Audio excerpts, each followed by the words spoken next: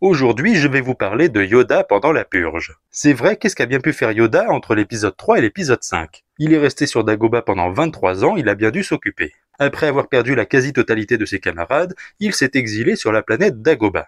Et il s'y est rendu avec une capsule de sauvetage qui n'est visible que dans une scène coupée de l'épisode 3.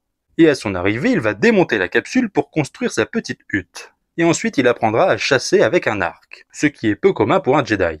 Il apprendra à faire ses propres recettes de soupe, et surtout il s'était posé à côté de la grotte du côté obscur. Et il l'avait fait exprès. Dagobah était une planète qui était très puissante dans la force. Elle rejetait énormément d'énergie, et le fait qu'il se soit placé à côté d'une grotte obscure allait le camoufler. Ça allait camoufler sa présence aux autres utilisateurs de la force. Comme ça, il allait être tranquille.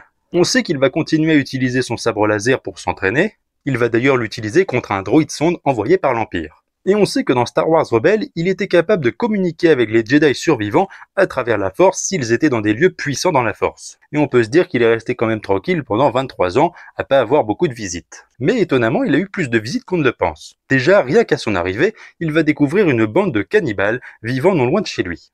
Mais les cannibales vont avoir peur de Yoda et ils ne vont jamais trop se rencontrer. Peu de temps après, il recevra la visite de George Cardass. Il était poursuivi par des Jedi noirs Fasci que Yoda avait affrontés pendant la guerre des clones. Yoda va donc rentrer en duel face à ces Jedi noirs, et il va soigner avec la force George Cardass et lui supplier de partir. Un peu plus tard, on ne sait comment, le Jedi Kuran va découvrir sa localisation. Kuran avait étudié en tant qu'initié auprès de Yoda, et il l'avait redécouvert sur Dagobah. Et c'est d'ailleurs à ce moment-là que Yoda apprendra à Kuran comment devenir un fantôme de force. Dans le pouvoir de la Force 2, il recevra la visite du héros Starkiller, qui était venu chercher des réponses dans la grotte du côté obscur. Yoda va se faire passer comme un simple gardien, il ne va pas intervenir. Peu de temps après, l'historien Arul Extrafon aura réussi à retracer les traces de Yoda. Et Yoda a eu dans l'idée de lui effacer la mémoire. Mais il a laissé partir à la condition qu'Arul Extrafon ne fasse jamais mention de son passage sur Dagobah. Il n'est pas resté si tranquille que ça, et en plus, c'est pas fini. Peu de temps avant l'épisode 5, il recevra la visite de Tash et Zach Aranda, les deux héros des romans jeunesse La Galaxie de la Peur. Ils s'étaient perdus sur Dagobah en étant poursuivis par Boba Fett. Mais en arrivant sur Dagobah, ils ne vont pas tomber sur Yoda, mais sur les cannibales mentionnés plus tôt. En sachant que de laisser des enfants au milieu des cannibales, c'était pas forcément une bonne idée, Yoda va les guider et les aider à repartir. Et enfin, dans l'épisode 5, il recevra la visite de Luke Skywalker. Là, je vous apprends rien. Mais même encore après, il recevra une dernière visite. Le syndicat du crime L'Aube écarlate avait dans l'idée de recruter un Jedi dans ses rangs.